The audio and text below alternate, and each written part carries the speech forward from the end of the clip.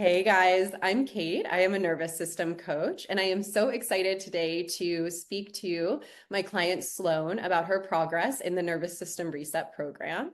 Sloane has been an absolute gift. She is just constantly curious, driving forward to learning more about herself, learning more about these practices, and has truly taken the time to implement and try the techniques while also really learning how to give herself grace that it doesn't always look like checklist items and constant, working on health and to the point of potentially even burning out on health, but actually to a place where it's more integrated in her life. It's more seamless.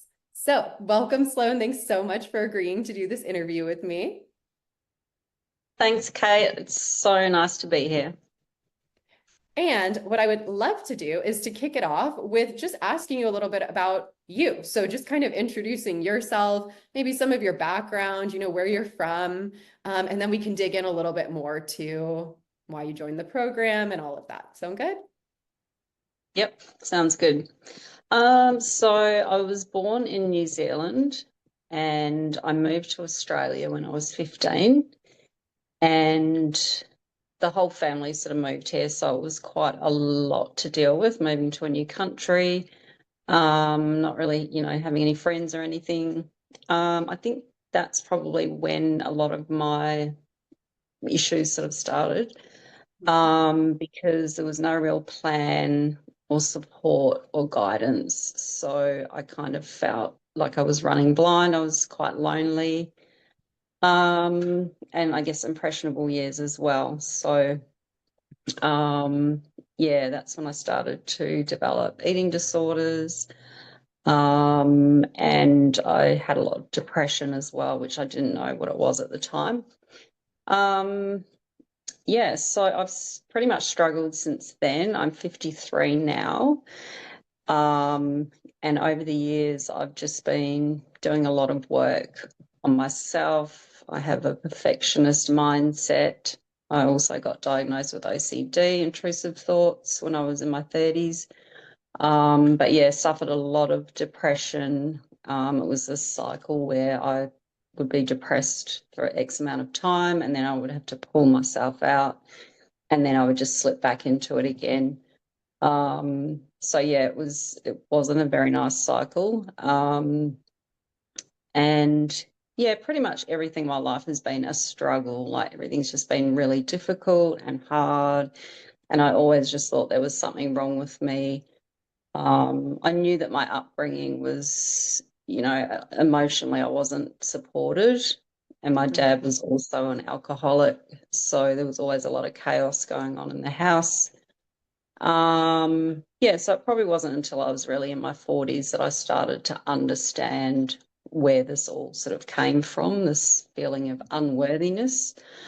Um, yeah, so perfectionism was a big thing for me. So I've had to really try and surrender to that.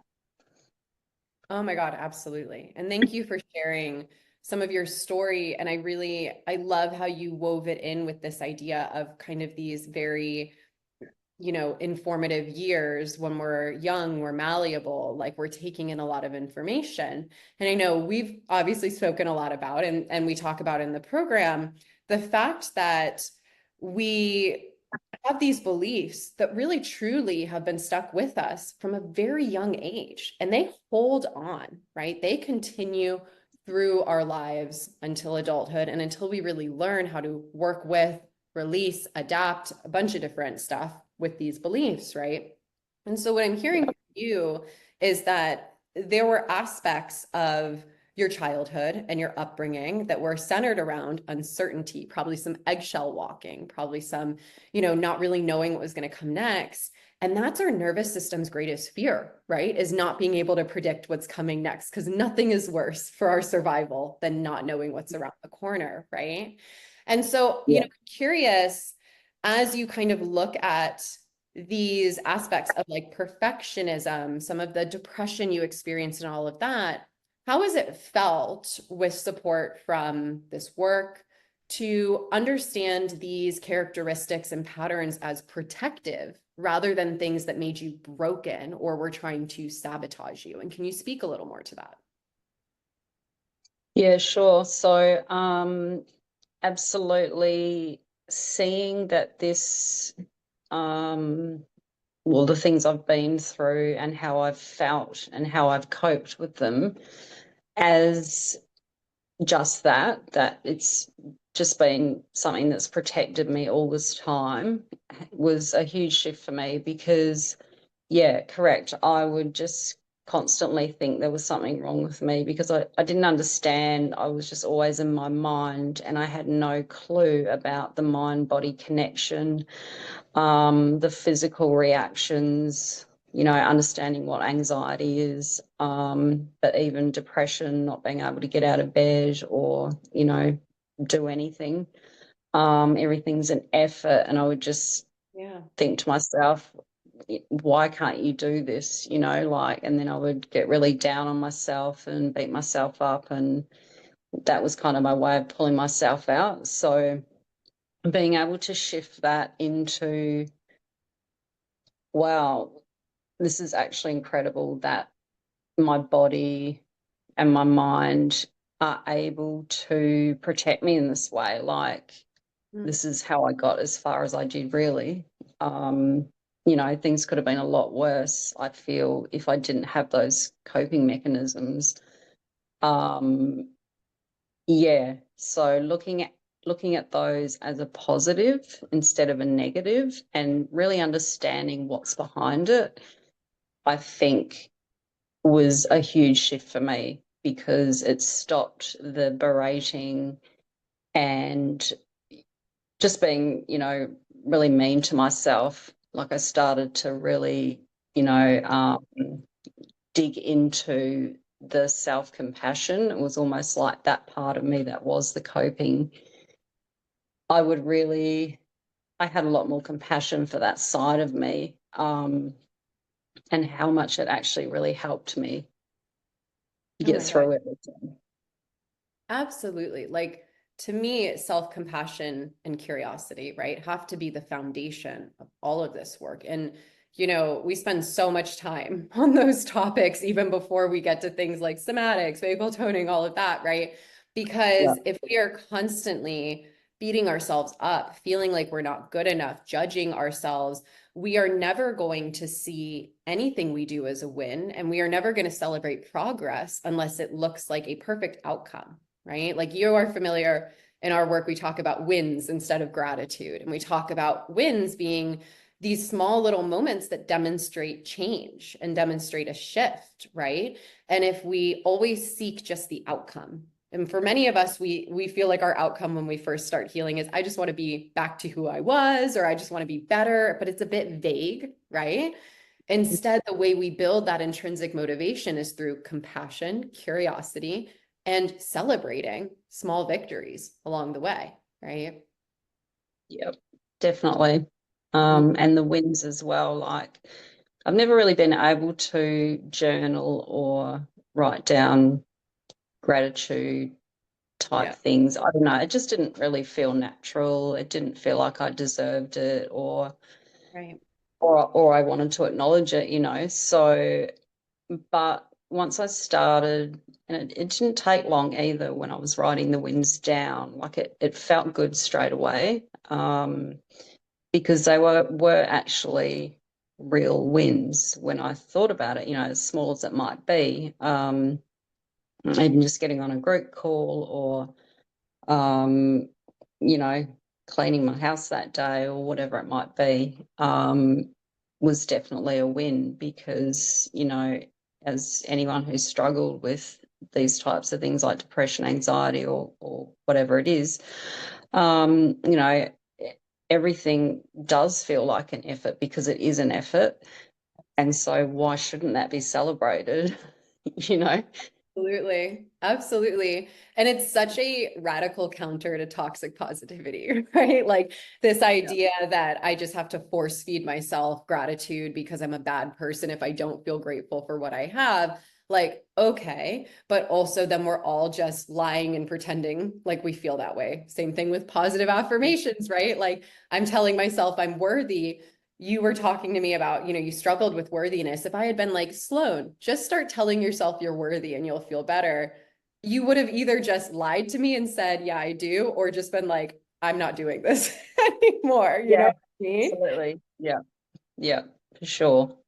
No, So it doesn't like, yeah, you got to go to the root, right? You got to work with your system where it's at, right? And we yeah, can't just think our way into new ways of being.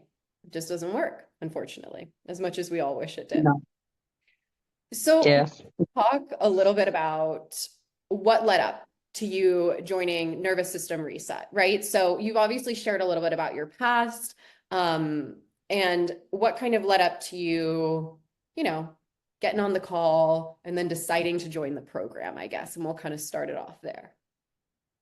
yeah. So when I went through a separation, I was with my ex-husband for 26 years, and that was about 5.5 years ago. And during that time, I now realised that I was in a full freeze state. Mhm. Um, I'd moved out of my home and I was living in an apartment on my own. I was estranged from my family, so I had very little support. And I wasn't around anything familiar. So all of my home was my safe place through all those awful times and everything like that. So for that to be gone as well was, yeah, I literally would just lie down and watch Netflix 24/7, and I would be, why can't I get up? Why can't I move? All this sort of thing. Um, then a couple of years after that, I moved into my own home, and I still just kept thinking, why can't I get this motivation back? Like I just, things were moving forward, and I was feeling better, obviously, in myself, but I just still didn't have that drive. I still didn't feel, um, everything was still a struggle, so to speak. And yeah, it was actually when I was on Instagram and I came across one of your posts that was sort of outlining what functional freeze was. And it just kind of like hit me like a freight train. I was like, this is just everything I'm experiencing. I didn't, I knew a little bit about the nervous system, but probably not really that much, to be honest. I had no idea how the mind was connected to the body and all this sort of thing. So yeah, I decided to reach out, and I was a bit apprehensive, to be honest, because I mean, I've done so many things, so many courses, so much talk therapy, you name it, I've done it, self-help books, whatever. So it was a bit daunting. And even though I didn't really know much about what it was going to be, I just Yeah, felt like I don't know, my intuition was just telling me that I should be following this up, or at least, getting curious about what it was. So, yes, I had the call. And even then, I was like, oh, can I afford this? All the things that totally. come into your mind, And like the and fears of paying for something that you're afraid might not work, right? Like the fear of being the person it doesn't work for, right? yes, that's right. Yep. And then thinking, there's so many things I need to do around this house. Like maybe I could be putting the money into that. And then I think, no, this is for you. And then I think, oh, yeah, but you've already spent, thousands of dollars on things in the past. So how is this going to be any different? Maybe this is as good as it gets. All those kind of things go through your mind. Maybe this is a scam. It's just so bizarre. It goes on in your head, I get it. I get Uh, it. it's like, even when I'm thinking it, I'm like, this is so weird. But anyway, yeah, after I did the call, yeah, it just felt right to me. Like I thought, this is something's led you here. I'm quite a big believer in fate, and things are meant to happen because they happen. And I just had a good feeling about it. So I decided that, yeah, I would make it work in terms of like financially. And yeah, I decided to just dive in, and my wife is very supportive as well. So she really kind of encouraged me to step into it. Yeah. So that was nice as well. So yeah, that's pretty much how I ended up doing the program. I love it. Thank you for that. And for talking to some of those fears too, right? Because there are so many fears when we are already in survival mode. We already feel like the world is out to get us, that we are under constant threat, right? And so it is always an honor to me when somebody makes the decision to join the program or to work with me, because I know it's already not easy for somebody who's feeling calm and chill to do something like that because it's an investment. But like when you feel like your hair is on fire and then saying, okay, now I'm going to trust this person, that's so freaking scary. And it's like so courageous and admirable to still go, no, my health is more important. Like I need to work through these fears and decide I'm going to do that. And obviously, I was a scam. So no, I'm kidding. Obviously, it was not a scam. And you've been having incredible progress, like just insane stuff. And so I want to talk a little bit about, you know, let's say this. Share with me, you're kind of newer in the program, right? There's totally going to be challenges and there's going to be successes, right? What were some of the things that initially helped you to feel support, or really ideas maybe that helped you feel like you were in the right place? And if that's way too abstract, I can re-ask it, but just some initial things that really helped you believe like, man, this is what I should be doing. Like, this is it. Yeah, I think for me, I liked I was sort of drawn in with the idea that, you had said that, or I think I read and some of the testimonials or something like that was about that, you'll see results as early as sort of 2 weeks. That kind of drew me in, obviously. Mhm. Um, and that was correct. Like, I guess I didn't really, yeah, I had hope that that would happen, but it actually was happening. I was seeing shifts pretty much within like the first couple of weeks. Um, I think because I was writing the wins down, and also, being on the group calls,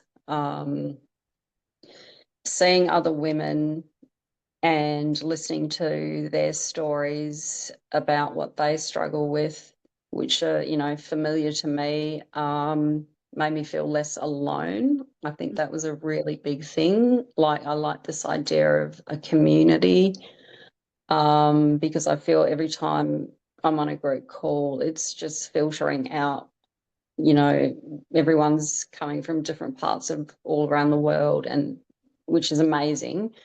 And so we're all living different lifestyles at different times, but collectively, us coming together and sharing our stories and just being there together on this call is, I believe, filtering out to the rest of the world in some way. Like, we've got people who are teachers, all different professions, like that they're integrating that into their classrooms.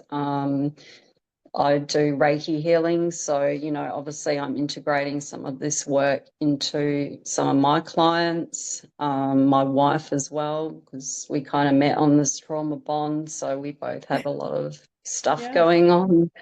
right. Um, she Co-healing. has ADHD. So, there's a lot of, like, we're learning it together as well, which is amazing. But yeah, the supportive community, um, even though the group call only goes for an hour, sometimes it might just be myself or Emma.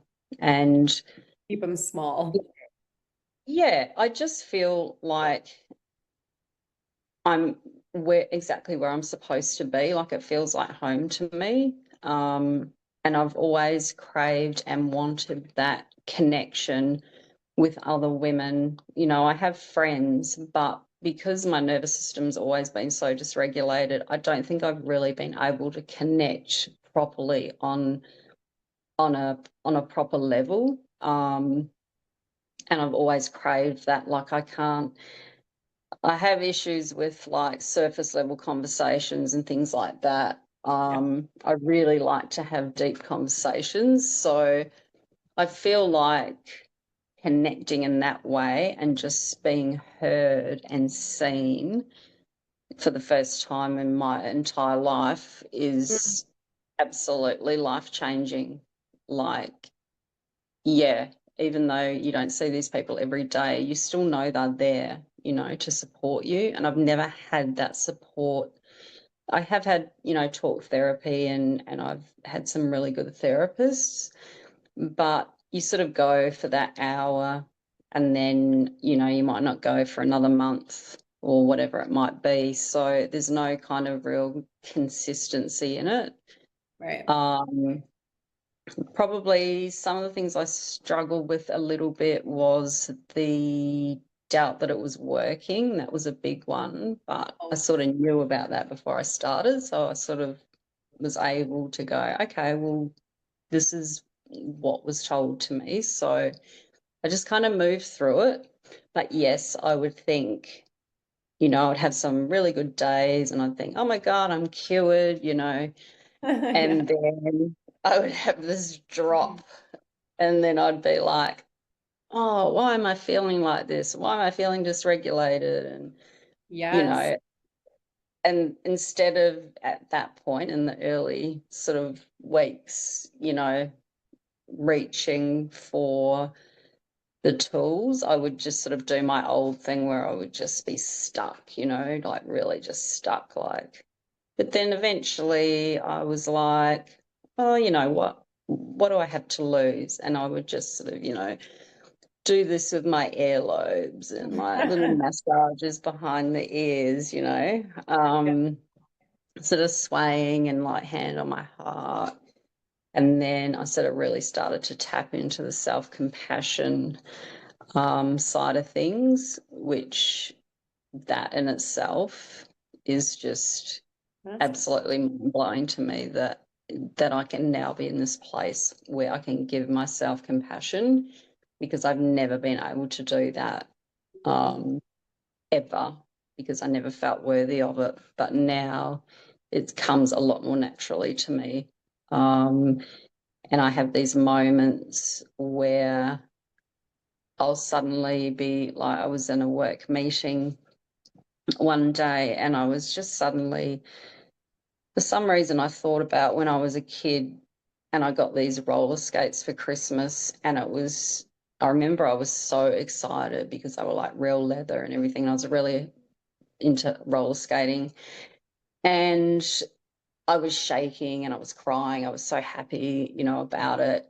And it's yeah. just something I always remember. Like, I don't remember a lot of my childhood, but obviously that was one thing I remembered. And anyway, I'm in the meeting and just all of a sudden I just had this like overwhelming feeling of like joy. And it was related to that memory for some reason. And I thought, oh, this is interesting, you know, in this meeting. And people sitting there, and I just sort of like subtly kind of put my hand up here and I just sort of really tapped into it.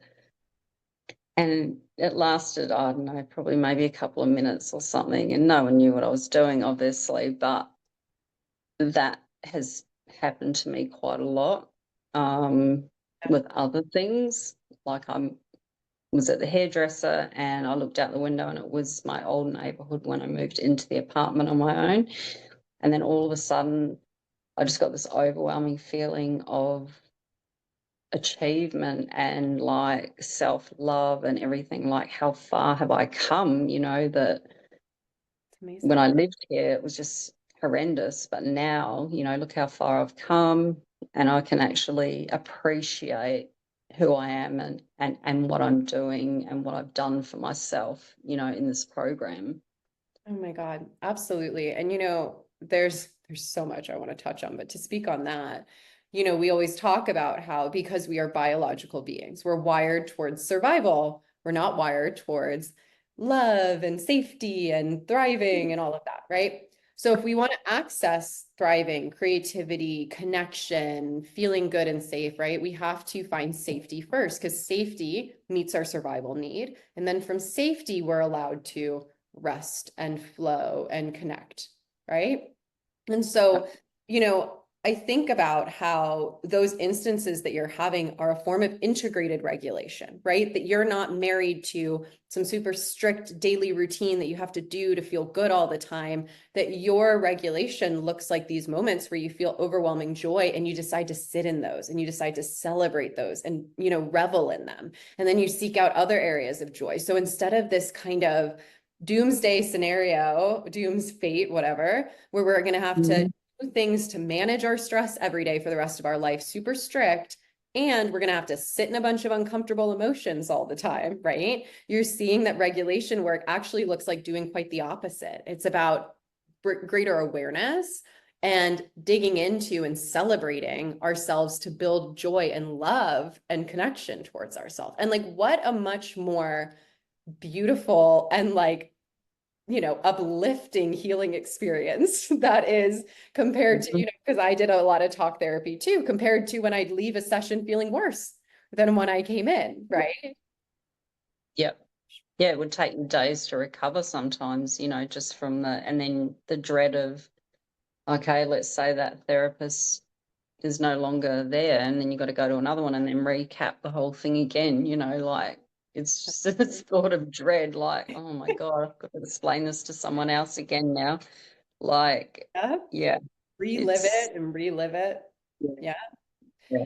yeah, yeah. A lot of what you're talking about, I guess two things. I was kind of like writing down some stuff, right? You were talking about there were these days where in the beginning you'd feel really good and be like, I'm cured, right? And that kind of speaks to that mentality we get taught you're either broken or you're fixed, right? And we kind of realize that ups and downs are just part of the human experience, which I know like now and that was earlier days. But also that when those lows happen, you were able to come to a place of acceptance and peace with them as part of your nonlinear journey, as it is for everyone, which allowed them to resolve much more quickly. And you incorporate Mm. it, even just when you were saying, I do some of this and that movement to process your emotions instead of trying to think your way out of your feelings.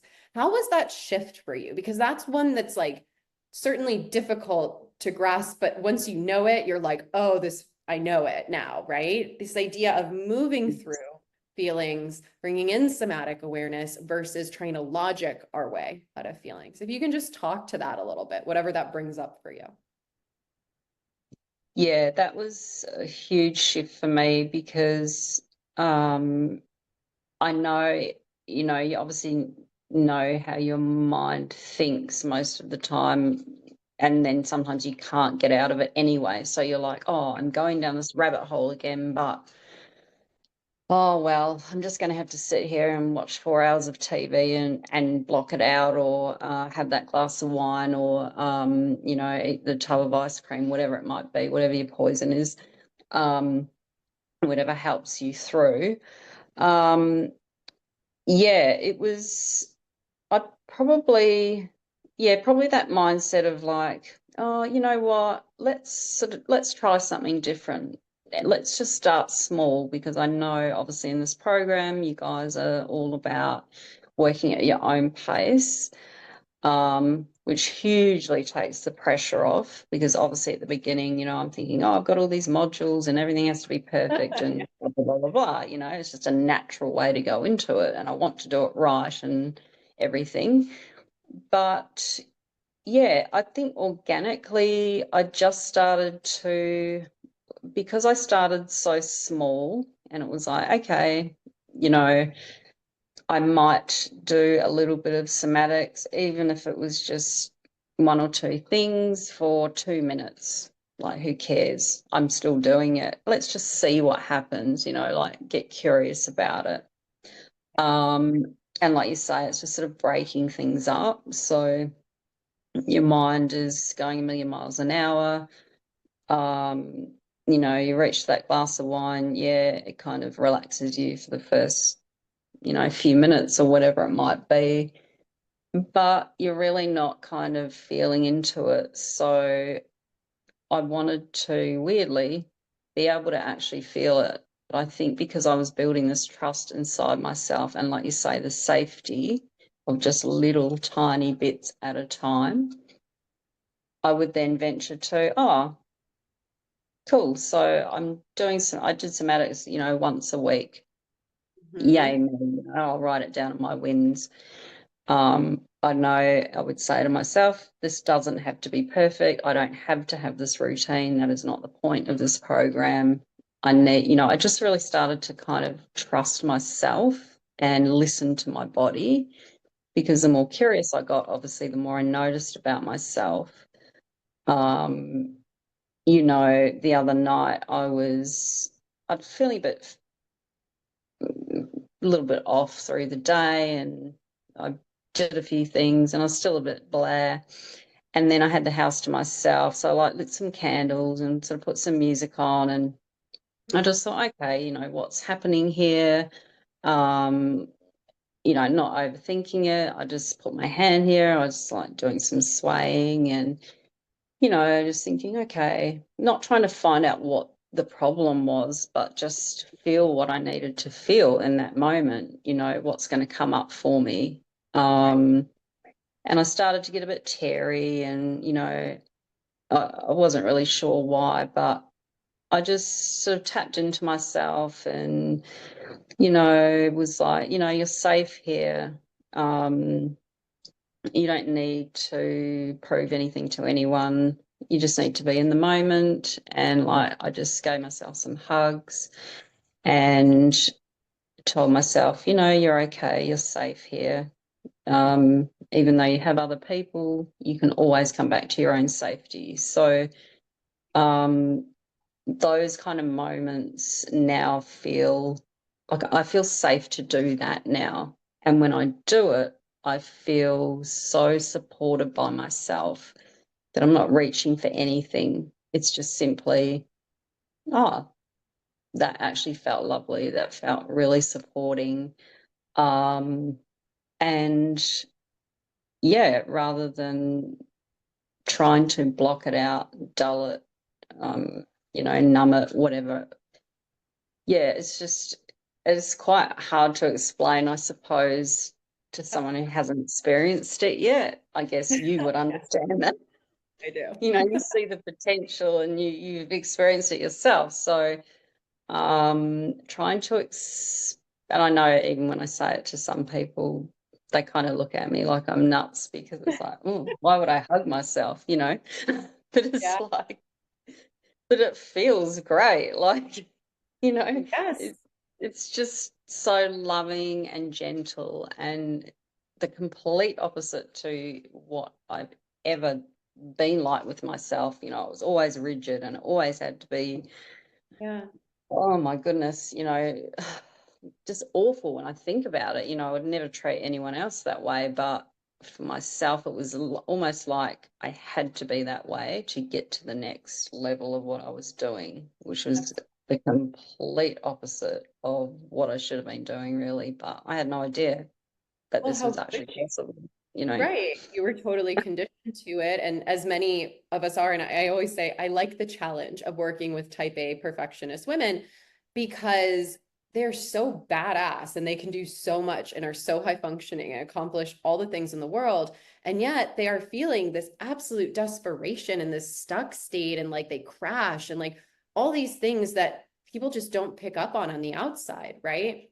And so Yeah. now to hear that you have essentially entered like a level of flow, of softness, of safety. And what I'm hearing is self-healing, because I know you were speaking a little bit to this with the idea of kind of coping mechanisms and numbing out. But I know you've had these incredible shifts related to drinking, right? And even though it wasn't Mhm. like you struggled with like addiction per se, and maybe the more societal sense, you knew that you relied on it for a level of relief, right?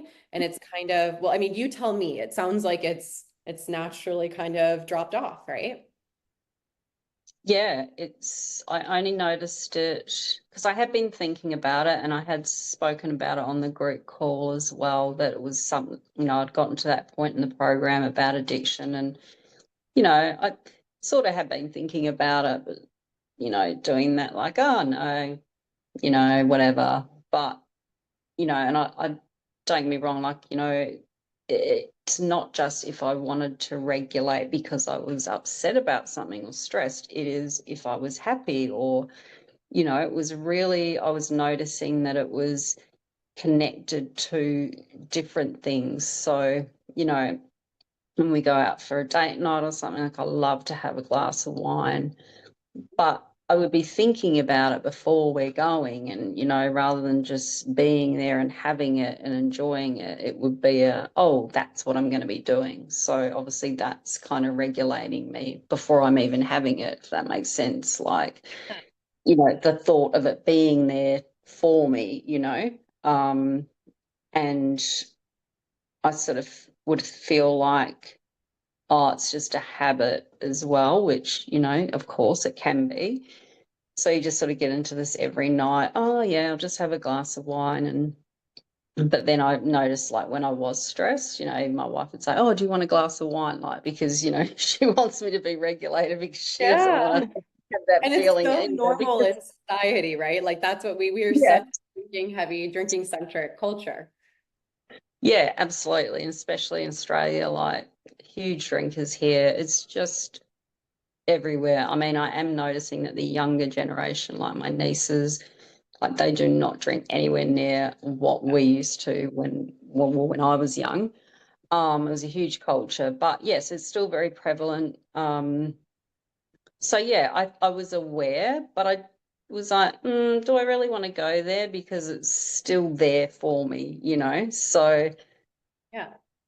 but the weirdest thing is, so like 2, 3 weeks ago, it was like halfway through the week, and I suddenly thought, I haven't thought about alcohol at all. Like, this is really okay, that's interesting. Didn't think much of it again. And then, yeah, a couple of weeks went by, and then Sloane was like, oh, do you want a glass of wine? I was like, no, actually, I don't really feel like one. She's like, oh, okay. I think she even thought it was weird. And then she's like, because a couple of times I had been a bit stressed out about, no, certain things. And that's when she said, oh, you want a glass of wine? I'm like, no, I'm actually okay. So yeah, a couple of weeks went by, and then I sort of said to her, I said, oh, it's really weird. Like, I'm not thinking about alcohol or reaching for it, like if I'm feeling stressed or. And she's like, oh, well, maybe you're starting to regulate more.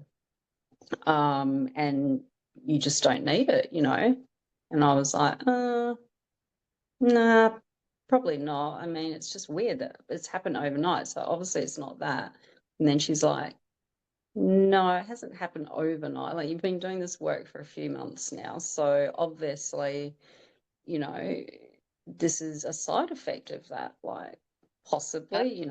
So, I brought it to the group call, and, Emma was sort of like, yeah, well, she said, organically, sometimes things do just drop away. Some people need more help with it or whatever, but maybe for you, it's just simply not on your radar anymore. Like, Exactly. And I can't tell you how many clients this happens to. And just to like clarify for anyone watching this, when we talk about addiction in the program, we talk about how everything is an addiction, overworking, overworking out. So, mhm, phone doom scrolling, like all these things, right? And so when yeah, it comes to these, which are essentially habit loops in the mind and patterns we've learned for coping, they are not negative, they are not anything to be ashamed of or judgmental about. But what we see is they just organically drop off. And then you'll probably go through periods where they pick up and drop off and pick up. But because, and what neuroscience and studies on addiction from addiction specialists have shown us, that I link in the program, and I can maybe link below this, is that the greatest counter to addiction is mindfulness, is awareness. because half the time we're just going on autopilot because it's become a habit. It's a loop. I always go and I pick up this and I do that and I my 5 p.m. glass of wine or whatever, or in certain circumstances. And so when we break the loop through movement, like maybe it's your hug, your love, right? And also break the loop through testing. What would it be like if I didn't have this glass of wine? We build up our capacity to understand that it's actually not giving us the reward we thought it was, and that that reward is within us, right? Huge, Mm-hmm. huge. I'm Yeah. glad you shared on that because that's my favorite module on habit loops and all of that. But because I Yeah. just think it's so cool. Like, oh my God, we can just stop doing things, not because of willpower, but because we learn that something else is a greater reward, which is compassion, which is movement, which is, whatever it is for you. Massive. So much fun, Yeah, definitely. right? Like also, I mean, I have noticed as well, like in terms of watching TV shows, that would be my form of relaxation. Like I'll just keep flicking through things and just I'll put it on for like 2 seconds and I'm like, I'm not feeling that. Yeah, you're I'm okay, not feeling it. Yeah. right? And then, if I do have a day where I'm just like, yeah, I just, like you said, it's just not giving me that hit anymore. It's like, it's just a nothing kind of feeling. I mean, I'm hoping this is also going to happen with my phone because I do have a scrolling problem as well, so let's be Your clear. early It's like, days, your early days. And for anyone listening, she's very early in the program. So these are all to be expected and to increase down the line. yes, but it does give you hope, and I think, yeah, hope is a big thing. Like that's all we have really when, you've been in survival mode for, your entire life, like to have that hope and then build that trust with yourself and other people as well, because, you know, um, I think people that are in survival mode don't trust a lot of people because of things that have happened to them and for the fear of, being let down and rejection and all sorts of things, or making a fool out of yourself, whatever it might be. Um, yeah, like really establishing that trust with yourself. It's so crazy how things that I used to think about I would think, oh, I don't want people to think that of me, or that kind of thing. It's just literally like a zero F's given about it. It's like certain things obviously sometimes will come up. um I know for me, with my body image stuff, because that's been a huge part of my life, 31 years of dieting and restriction and overtraining and injury and all those things. um it's still a, a nerve, like even this morning, I sometimes fall back into these, although I have not dieted in 5 years or restricted. Um, I'm going on a holiday soon, so I'm like, oh, I want to be in my best shape. And, when I got married last year, the same thing. It was a lot of pressure on me. Um, and this morning I was cleaning through my wardrobe and I found these jeans and I was like, oh, I wonder if I can fit into these. And so I can fit into them, but they were a bit snug. And I was like, immediately I sort of went to that place, like if this was 5 or 6 years ago, my entire day, my entire week, my entire month would be just gone. Like I would be, it's all I would think about from the minute I went to bed to the minute I got up would be about how am I going to fix this, Yeah. where like that's was making me feel worthy that I could fit into a pair of jeans. And so the thoughts came and the immediate feeling was there and I felt it and I sort of, it probably lasted for half an hour off and on as I'm walking around and doing my thing. But I just reassured myself that, it didn't matter what size I was, even at my smallest, I still was not satisfied. So it's not about my body, you know, it's about how I feel in myself, Right. and that I don't need that approval. Like, I'm strong in myself, I'm grounded in myself, I have that trust. And it's like, yeah, I'm safe. Like, before I didn't feel safe, you know, therefore I would just spiral. But now I'm able to just sort of see it for what it is, and then realize there's a whole lot of other things going on that are so much more important than this pair of jeans that whatever. Ah, You know? I love that. I love the genes like anecdote as a way to illustrate, right? Because it is so hard to explain what it means to come into safety, what it means to expand the Mhm. nervous system. And to me, what I'm hearing is one, the time it took for you to come back from that stress, that like uncomfortable feeling, half an hour Mhm. versus like a month of thinking about. I mean, like that is like how we should be. We should be able to experience stress because we're human and then Yep. also let it slide off of us pretty quickly, right? And the other piece being that, things that used to be so stressful for you become less stressful. And you can see that in the way that you're drinking. It just hasn't been of interest, right? Because things like work stressors that used to, you'd run to the glass of wine Mhm. are now just not important enough, don't cause enough chaos versus the Yep. amount of safety you're creating in yourself that you need that. And that's really it, right? We want to not react to stress in an unhealthy way, and we want to re-regulate from stress in a healthy amount of time, right? So Absolutely. to kind of close it out, slash like last question and thoughts and things like that, share with me, you know, maybe just what you would say to somebody who's skeptical about joining the program, but knows they have a dysregulated nervous system. Because I love to ask this of all my clients who are skeptical of me, who have come full circle and it actually was the thing that worked. And it's like, oh my God, right? Because somebody's gonna watch this and say, but not me, And like, what would you say to that person who's like, maybe it won't work for me? I would probably say, firstly, I think, I totally get it. Like, you're not at a point where you think you're worthy enough, that could be part of it, but all the other fears that come up. I think your intuition will tell you everything. So even though I had all these fears and I had a lot of reasons why not to do it that I could come up with, I recognized that they were just fears, and possibly fears about maybe this could actually work.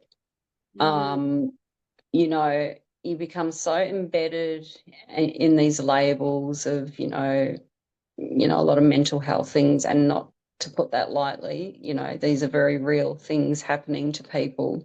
But I think we tend to label ourselves a lot, whereas we're all completely different. And I think taking a chance on yourself, and it's hard when you've done so much more before. And I would think that a lot of these women have already done so much, like you say, like are very intelligent people that have tried this, tried that, and I'm one to never give up. That was always my motto. And being a Gen X as well, we're like, oh yeah, we're tough, we can do anything. Um, Tapping into that softer side and actually taking a step back can be very scary. Um, and I've noticed that on a lot of the group calls, that is kind of a common theme is, we do so much for everybody else, and we think that's, giving us, we're going to get approval from that, being the tough ones and all this kind of thing. Um, I think if you're sitting on the fence, that you should definitely take that leap of faith, because you are 1,000% worth it. I don't care who you are, what you've done before, or whatever. In this moment, in this program, you will never, ever regret it. I can guarantee you that. That's coming from somebody who, has tried everything, but also, um, I'm very stubborn as well.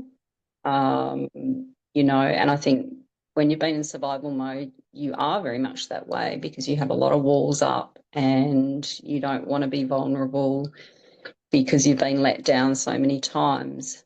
But I think if you can just deep down feel into your intuition and try and find that little bit of hope and trust, then I think that will be enough to drive you forward. And if it doesn't, then, maybe it's not your time right now to do it.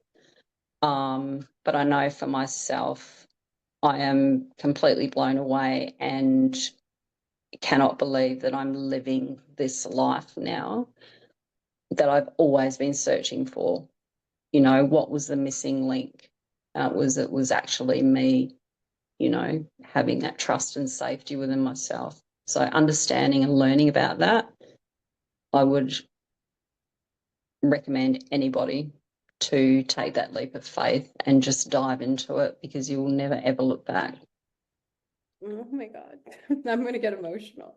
Your story, I mean, it really means the world to me because you had tried everything and you had been through a lot. You are, yeah, you are resilient through and through. And, you know, I don't subscribe to the idea that all of our trauma makes us stronger. I think sometimes it can really put us through the ringer, right?